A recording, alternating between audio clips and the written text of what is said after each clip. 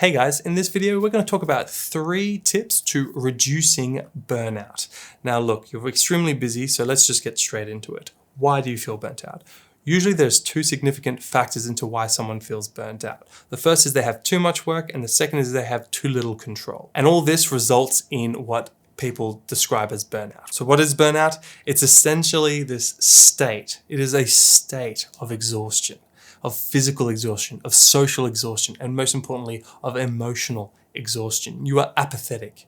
You are cynical. I want to make a quick point to say that a lot of burnout is a consequence of systemic factors, that is problems in the way that your boss or the system that you're working for is delegating tasks. I can't help with that in this video, but the other factor is your ability and your capacity and your resilience to handling the stresses that your work is giving. So here are 3 quick tips to improve your resilience. The first is you need to understand your method of creating space. If you're feeling really stressed from work and on your downtime, you're just going through Facebook mindlessly and you're not feeling like you're creating space, maybe there's a lot of your work friends on your Facebook app or whatever, then that's probably not the best method for you to create space from work. There's heaps of options here. Often people try meditation or mindfulness exercises. You can try journaling or even other creative outlets like painting, drawing, or whatever works for you. Or even playing video games where you can get immersed in another kind of world, and that might help take you away and create space from the current stresses in your life. Tip number 2 is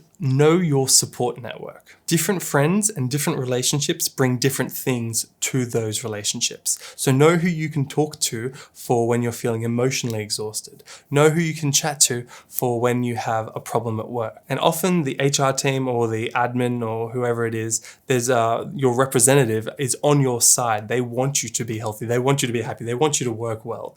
And so you can approach them. You can open up to them. If you're at university, talk to the convener if you're struggling. Also, on this point of knowing your supports, it's also usually good to have friends who are not in your field of work so that they can not normalize what you're going through. What you're going through is not the norm. You shouldn't be feeling burnout. Their reactions and their surprise on like what you're going through might be kind of therapeutic and validating the stress that you're feeling, as opposed to talking to a coworker who's done it all before and that's just how it is here and yada yada yada. So consider maintaining those friendships with people from outside your work group. And tip number 3, get healthy.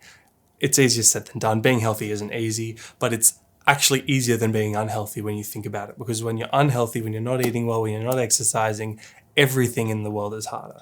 When you're eating well, when you're sleeping well, when you're exercising, you feel better and can handle shit better. So there's never been a better time to get in shape. So guys, those are the 3 quick tips I wanted to share today.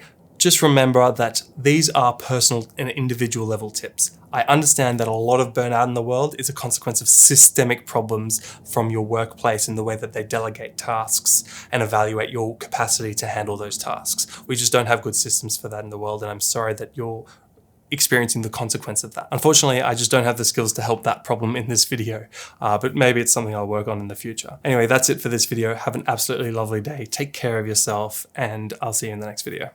Bye for now.